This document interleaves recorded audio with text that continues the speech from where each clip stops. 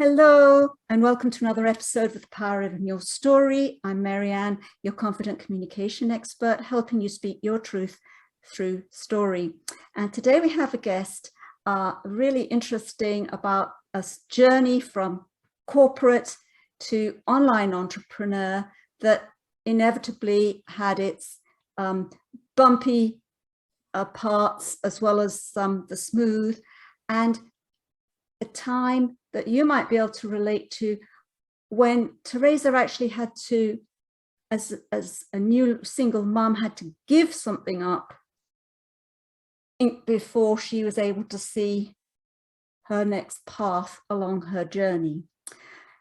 I'm very excited to introduce to you Teresa Paul, a business mentor. Teresa, welcome. Thank you. I'm happy to be here. Yeah. So Teresa, I know that for a long time you were in corporate, and so if we just have a very brief deep dive, into even as a kid, did you out of interest know what you wanted to do? No, actually, as a kid, I was extremely introverted, and I did very well in school, but I didn't speak up. I had a public speaking class that nearly killed me. And so I had no clue that this was the direction I was moving in. Wow. But I knew I wanted to do something in advertising. So that's what I got my degree in. But nobody told me along the way that advertising is sales. That's all it really is. And so I got out of college and somebody said, here's the phone book, go sell something. And I was frozen in fear. But I'd spent so much time and money to go to university that this was what I had to do. And so I just started talking to people, and it was very awkward at first. I'd be like, you don't want to buy anything from me, do you? And they'd be like, no. And I'm like, okay. And then I'd run away. And so I started from like behind the square, basically, and learned how to assert myself and meet people and speak to people and not take it personal when they didn't want to work with me. All of that was learned like in my 20s and 30s. And I just, I assimilated all of it. I grew from it.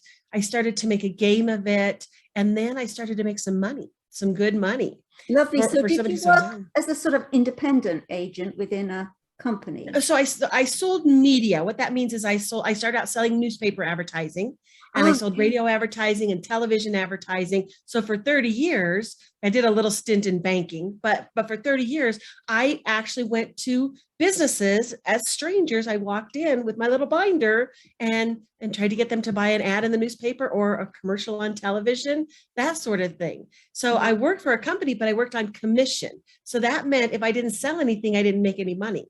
So to begin with, I guess you got quite hungry, because I got this picture of Teresa walking in maybe her early-ish 20s, walking in and saying, yeah, I've got this, but I guess you're not really interested. Thank you very much.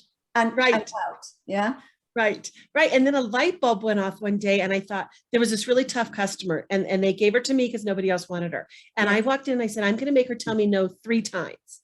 Like not just once, she's gonna have to tell me no 3 times. Wow. So I walked in and she told me no once. And then I said, but did you think about this? And she told me no twice. And I said, but you know what? Here's what we'll do for you. And she said, yes. She said, yes. And she bought it. And I was like, oh, wow, there's something to this. Maybe I'm not bad at this. And so I started to make a game of it. That's wonderful. And I started to love it. Sorry to interrupt, but did she go yes straight away? Did you have to wait for 2 no's, or? Yes, I had to wait for 2 no's. Otherwise, I would have walked out, because she always said no and I left, right? She always told me no and I left. So I'm like, nope, she's going to tell me no 3 times today. And on the 3rd one, she said yes.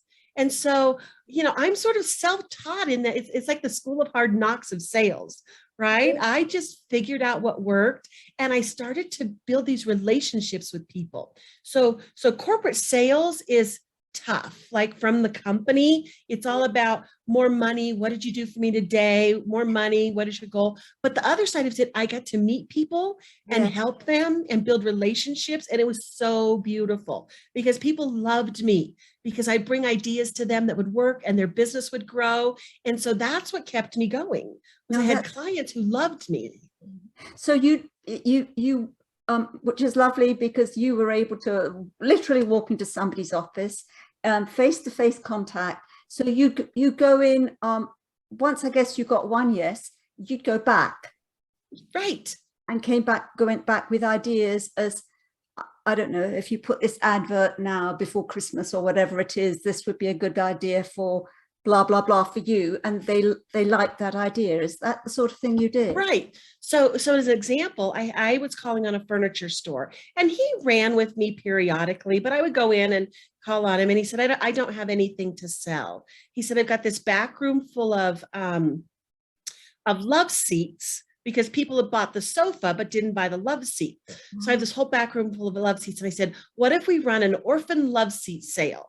We've got all these orphan love seats that need homes. So come and look at them. And I put a price. He sold almost every single one of those in a week.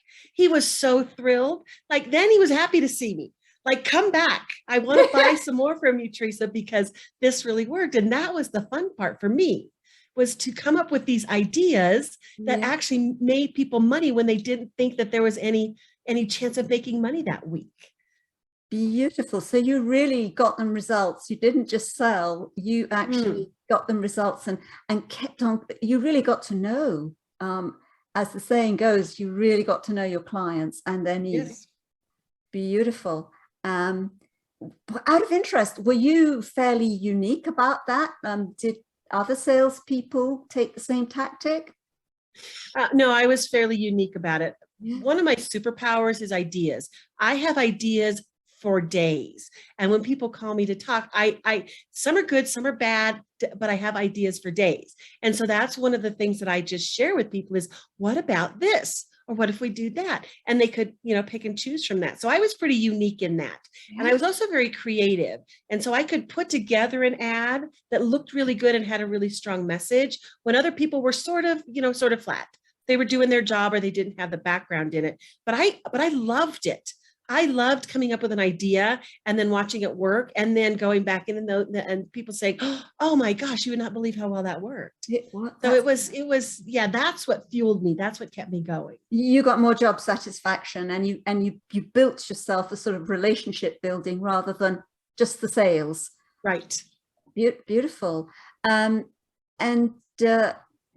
did you always keep the same customers or how were you able to progress as far as your corporate eyes, how were you able to progress on that? So the way it works in media sales is you get your base of customers and you keep those for as long as they're working with you, but you always have to get new business, right? That's how you grow, is you get new business. So that's when I would find people and I would network and I would just go in if I saw somebody. I would do it in different ways, but you want to bring new people into the fold. And so sometimes that's a little bit hard. So early on in my career, in my first little newspaper in a little town in Colorado, there was a liquor store and nobody would call on her because she wouldn't talk to anybody. So I went in and she stood in her office and talked to me through the lattice work, right? She wouldn't even come out of her office. And I thought, I'm going to make this woman my friend. So I kept going back, right? And I talked to her through the lattice. And pretty soon she came out. And pretty soon she was talking to me. And pretty soon she was placing an ad every single week because I just went in to make friends with her. And so that was the fun for me. That was a game for me. But yes, I would meet new people, and different personalities and different ways of doing things. Like if I found somebody who was very analytical, I would pull out the analytical side so I could relate to them. If I found somebody who was very personal and wanted to know about my kids and the dogs and all of that stuff, then I would talk in that. So I learned to really morph to people so that they felt understood and heard. And then they would talk to me. Very important. That's a wonderful message, guys, to make the other person feel they're understood and heard. And nowadays that is so valuable. Tell me, I'm going back and thinking of you at school and almost freezing at the public speaking lessons. How do you feel now, so many years on, and making friends out of your clients? It's funny because my kids, now they're grown, but when they were growing up, I had gotten to the point where I don't know a stranger. If you make eye contact with me, I talk to you. So I have completely completely done a 180. I will speak in public. I'll speak in groups. I'll do big Zoom meetings. I'll do personal meetings. I just feel at home in that space now, but it took many, many years to get there, right? You look at me now and you think, oh, that just must be your personality. It's not. It's not at all. And so I had to self-teach myself, and I had to be brave, and I had to push myself out onto that stage a little bit. But the more I knew, the more I understood what I was doing, the more confidence I had, and the more I was able to speak about it. Right. So I knew more than the people I was talking to. So that gave me confidence. And when they would ask questions and be happy with the answers, that gave me more confidence. And as things began to work for my clients, that gave me more confidence. So I began to believe in myself. And I think that was the big thing, is I started to believe in myself, and that came through. Beautiful. Yes, I think that's such an important message. Once you start to believe in yourself, people sense that, don't they? It just changes how you approach people. And yes. Did you see that? Did you look back after X many years and think, my goodness, I've come all this way? Or did you just celebrate the milestones or baby steps as they went along? Yeah, until I get in a situation like this where I'm talking about it, I don't go back and think, oh, I've come a long way.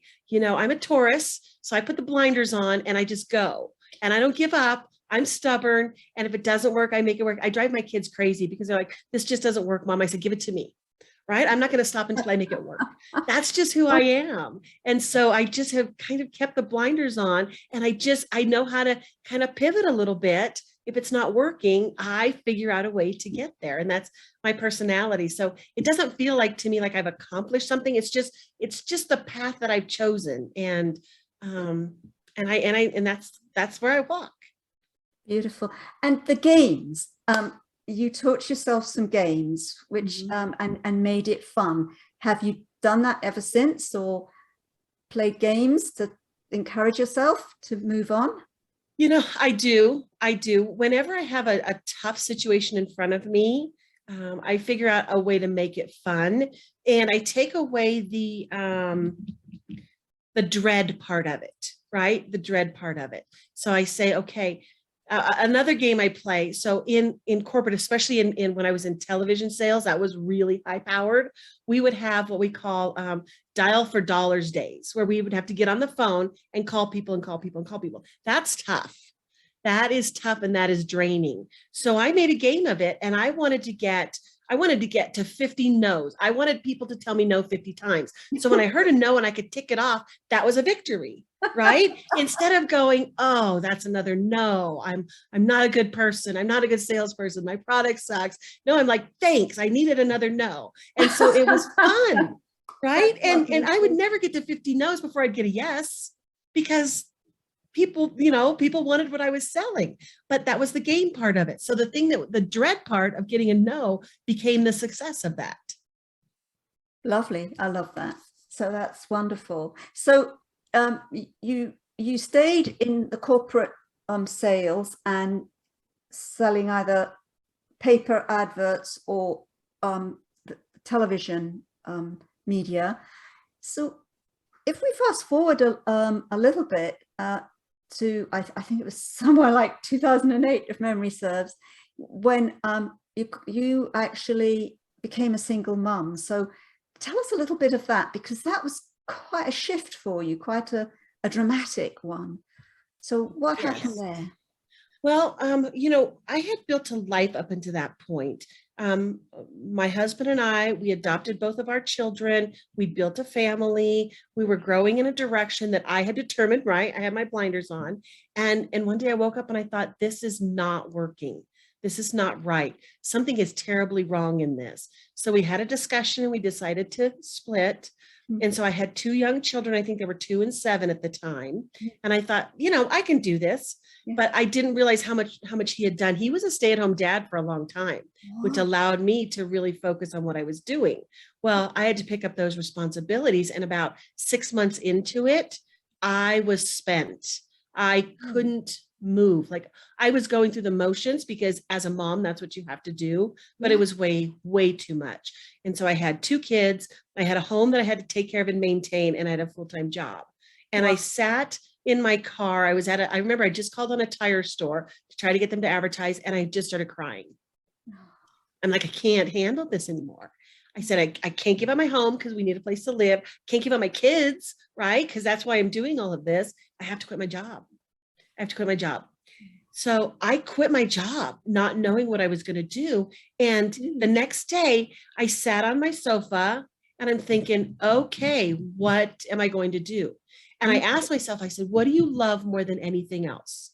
Like, if you're going to do something new, do something you love. And I chuckled to myself because I thought the only thing I really like to do is talk to people, right? That's my great love, is talking to people. And then a light bulb went off and it said, become a coach, become a coach. So I took my 401k money, which I'd stocked up for years and years, and I thought, I'm going to do this thing. And so I enrolled in coaching school. I started working for the coaching school that I was coaching at so I could get a little bit of money. And for a couple of years, I did this whole coaching thing. Well, it was 2008 and the economy was really bad. It was a really hard time for everyone. And not a lot of people were buying coaching. And so, when you have to sell your coaching sessions for $25 or $30 a session, it takes a lot of sessions to make the house payment. And I thought, that's not going to work for me. So I went back to work because I had to take care of my kids, but I had a fresh perspective on life at that point. I wasn't beaten down. Coaching brings out a part of you that is hidden, especially if you're in the corporate world. So it brought out this part of connection part of me. Like I really wanted to connect to people and I really wanted to honor that. So I went back into corporate where I worked for, up until a year ago, to take care of my kids, made great money, was able to balance it. And then COVID hit and it flipped my world upside down because I could no longer go into businesses and talk to them about running an advertising because we weren't allowed to do that. So I was trying to do it by phone. I was trying to do it by Zoom and it wasn't working. And it was so much stress for me. I thought maybe this is not the direction that I need to go. Maybe I need to change directions. So for the second time, I said, I'm going to quit my job. I'm going to do this coaching thing because that's what I know what to do. And that's what I did last year, almost a year ago now, is I just said, see ya, I'm going to go online and I'm going to coach and I'm going to make a go of it this time. That was incredibly brave. So for in two situations, you had to let go first of a lot of stability. Must have been, was it a huge decision for you, or just was it your Taurus saying, no, that's the direction I'm going in? I thought about it a long time, but I think I came to the decision before I actually quit my job. I think I sat on it for a while, but I think I came to the decision a few months before I did it. Okay. I thought, you know what, I'm not going to be able to do this any longer. I don't want to. Even if COVID went away today, this is not what I want to do anymore, because in my 20s, living on adrenaline was fine, right? Adrenaline and diet soda. Great. I could get through almost anything. But now I can't. It takes a toll on me emotionally and physically. And I didn't want that anymore. I wanted to be in a place where I could use everything I've learned, because it's such great experience, but not have to answer to anybody and not have to justify, did I make enough money, and not have to justify why a client canceled on us, and not have to justify why I didn't make the sale. I wanted to get rid of all of that, but bring this great experience and help people through my knowledge actually realize their dreams, grow their own online business so that they can help people and they can find that peace and that connection on their own. Oh, that's beautiful. And I'm just curious to pull out a little bit more and highlight the difference you felt. So you obviously managed and had a great talent, even in the earlier days, of connecting with people and building, as you said, those relationships, and then giving them ideas as you started to get to know them.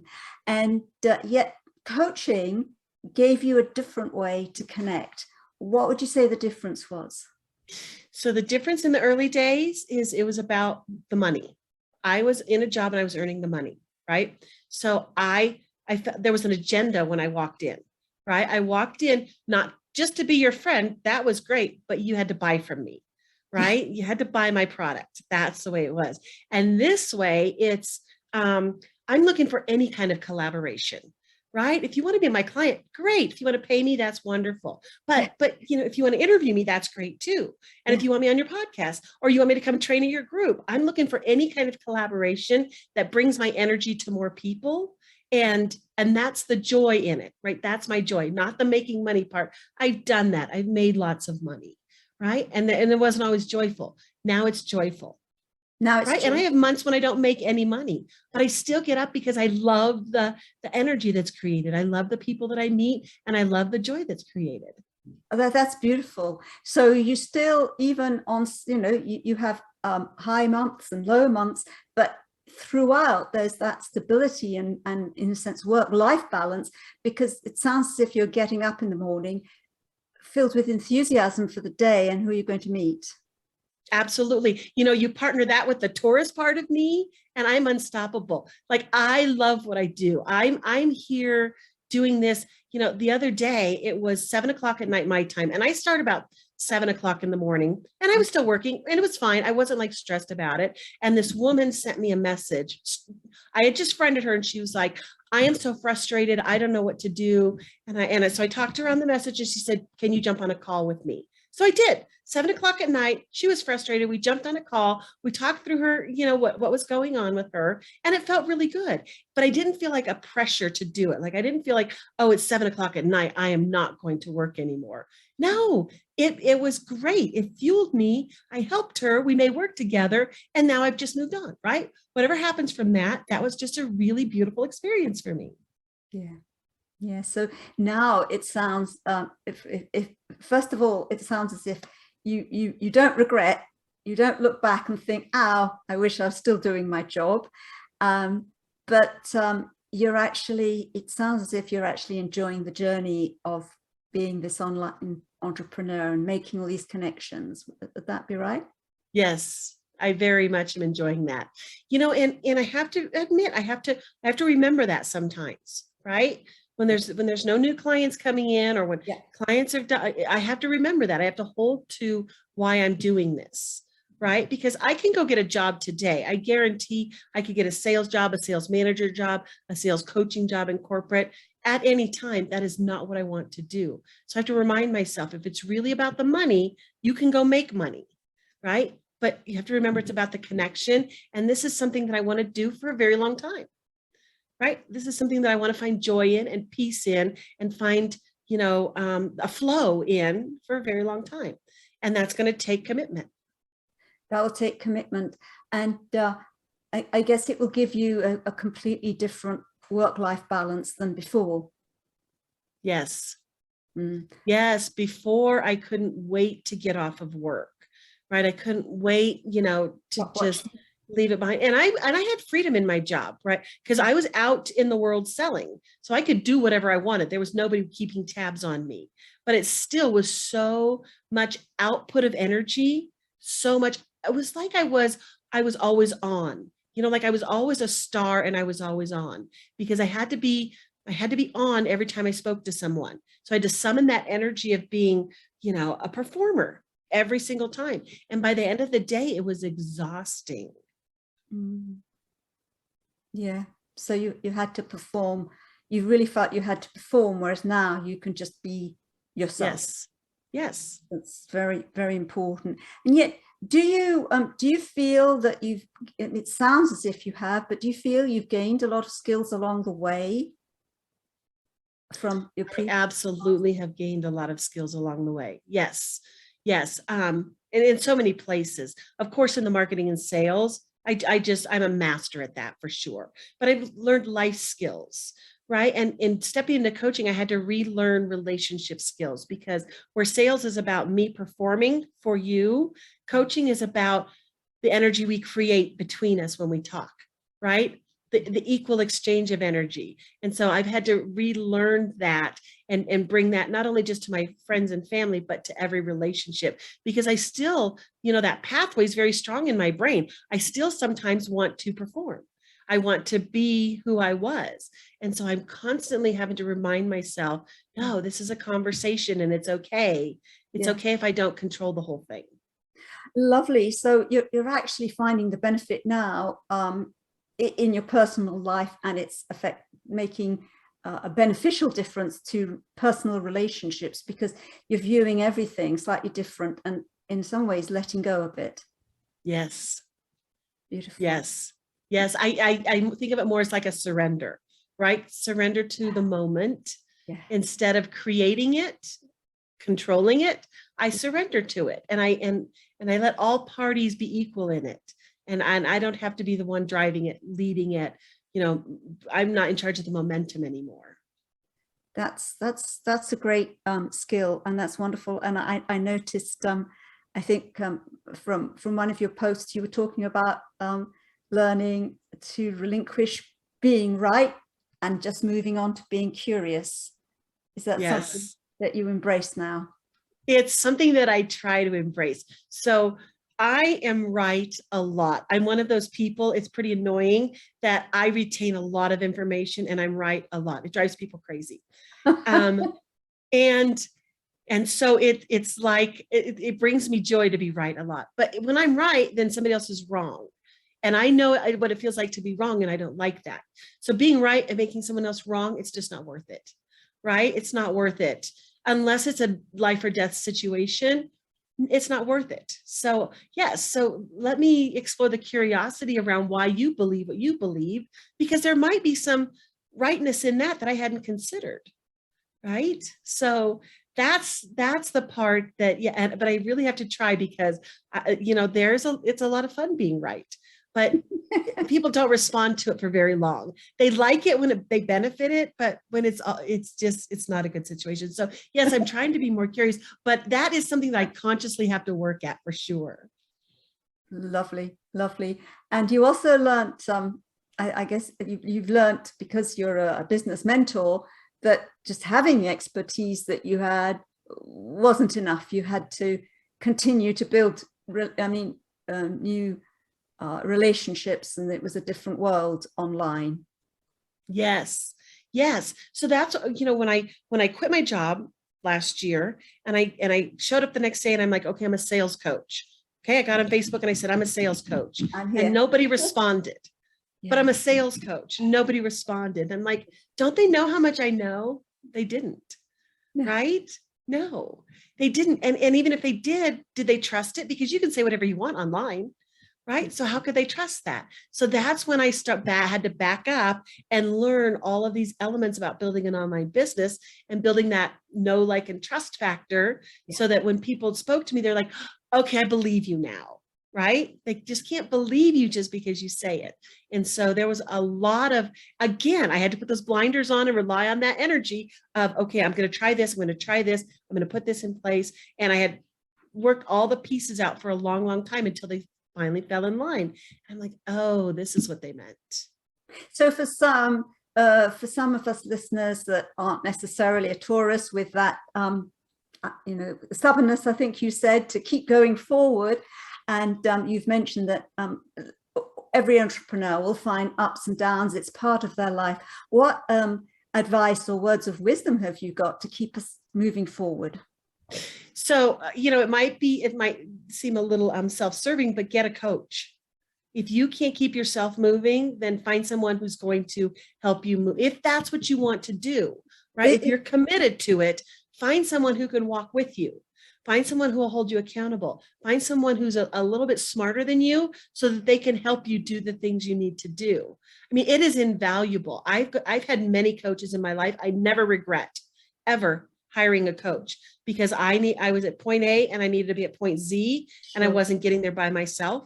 And so a coach got me there so much quicker, because you talk about stories. What's the story you tell yourself? It might not be true. That's right. Yes. So if you have a coach who says, is that true? And you're like, oh, of course it's true. It's my story. But they call you on it, and then you have to think, is it true? Or is that like my mom's story? Yes, right? Or my dad's story, or my grandma's story. So get a coach for sure. Yes. Just find someone who is willing to walk with you and help you through that process at your pace. Yes, I think that's very true. Somebody who's willing to walk with you and be there for you, be there accountable and non-judgmental and all of that. And Right. that can be, they don't have to be smarter than you, because we're all smart in different ways, but we need different learning experiences from different people, and that's very true.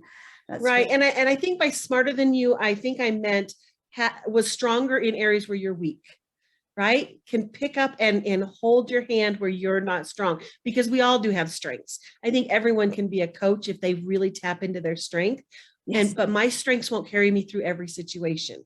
I have to find help where I need it. And so that's what I meant by, in this situation, if you don't have the skills to get you there, then find somebody who does and walk with you. It's just like, I talk about, I'm an idea person. I have ideas for days. I am not an implementer. I cannot implement them to save my life. I have the ideas, I'll give them to you, but doing the work to put it, that doesn't interest me at all. So I have to have people with me who implement. Yeah. Right. And that's the balance that you strike.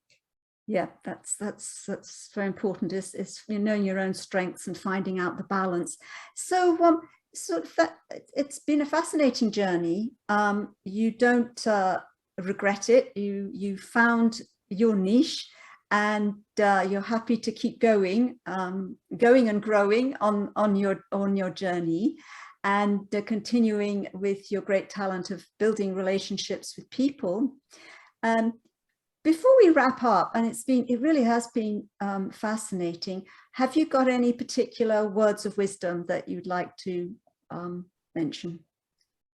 So sure. And this goes beyond the business world. One thing I've learned to help me when I'm stuck in a story that doesn't work for me is to look at it as if I'm watching a movie, right? To rise above the situation and say, okay, you feel this way.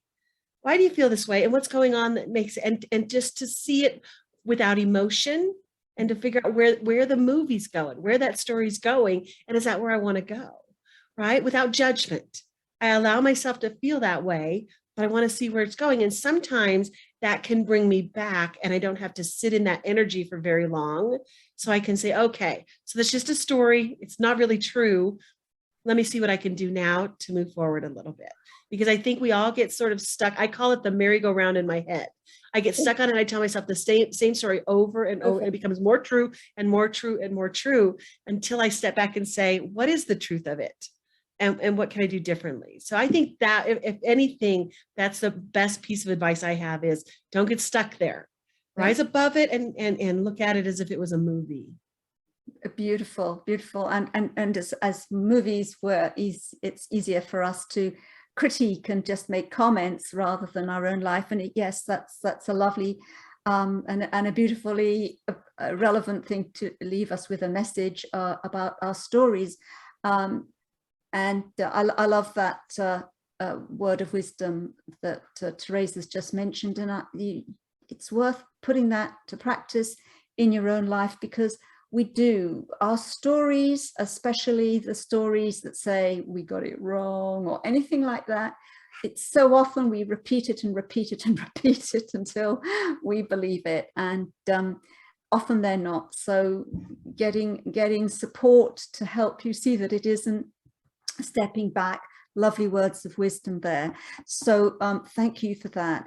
I hope you enjoyed this. There are lots of nuggets here, especially even about stories and keeping at it when it comes to speaking, because speaking and stories are about building relationships. And a reminder, guys, that stories can be empowering, they can be disempowering. Either way, they're going to make a difference as to which direction you take or which direction you don't take. So if you want any more information, or reach out to me, I'll put details in the show notes of how you can connect with me if you want to craft your story or release some of those stories. I'll also put some details how you can get in touch with Teresa. Teresa, it's been a fascinating journey. I've really enjoyed your story, and want to celebrate all your successes and the fact that you've taken you've embraced the online world in such a positive way, even though you have ups and downs, as we all do.